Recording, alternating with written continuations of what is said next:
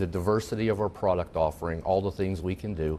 We set out a year ago in September our 2030 strategy with our first Capital Markets Day.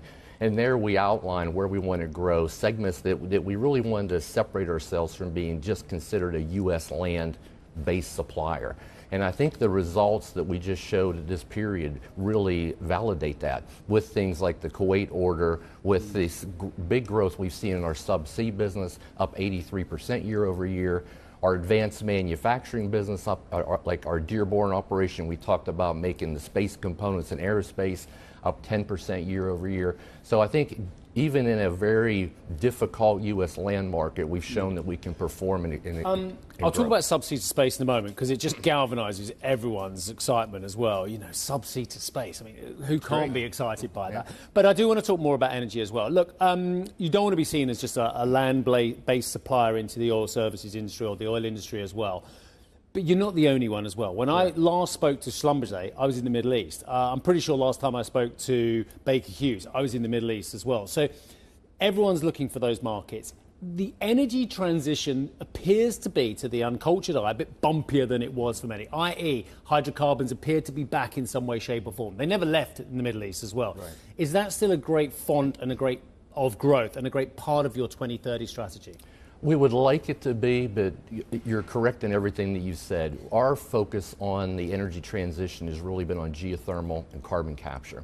On geothermal, we are seeing traction right now, but there's a lot of sticker shock out there with the operators trying to put projects together. We had one, for example, big tender in California, and the project actually came in once all the work bids came in. It was $1 billion over plan. Wow. So time out on that. On the carbon capture side, it's really very, very slow. And a lot of that is back to permitting issues, pipeline issues. How do we make money in this, that whole bit? So I'm less bullish on the carbon capture side. I know that there are different views of the administration and its attitude to energy as well. And obviously it becomes a big political hot potato, rightly or wrongly, and we can discuss it on air if we want a bit later. But to see the same old issues under a Democrat administration that have been the criticism under various administrations, permitting and regulation still as tough an issue as ever? It is. It sounds as bad as Europe. Now, I thought the US was better than us. There's just so many overlapping agencies. It's not like you can go one place and get a decision, right? You have state issues, you have federal issues. And then again, like with carbon capture, it's how do we actually make money on this, right? It sounds good, but where is the cost per ton? You make money from economies of scale and getting widespread adoption because everything gets cheaper on that as well. Right. Well, I mean, that's your industry telling me. Right. That's me just parroting it back again as well. But there needs to be a lot of money pumped into this before it shows any profit. The problem is who's going to do it. Correct.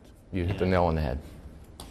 Let's talk about that order book, as you saw that Kuwaiti deal as well and the like as well, but also just your energy equipment services, all of that part. What's the runway looking like then for you? Well, we ended up the first half at a record order book number of around $700 million.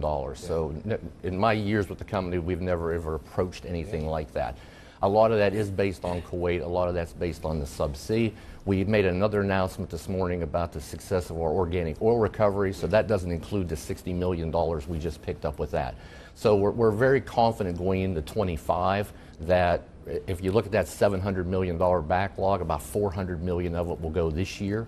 And a lot of our businesses, like our Titan perforating business, there really is no backlog, so it's very short cycle.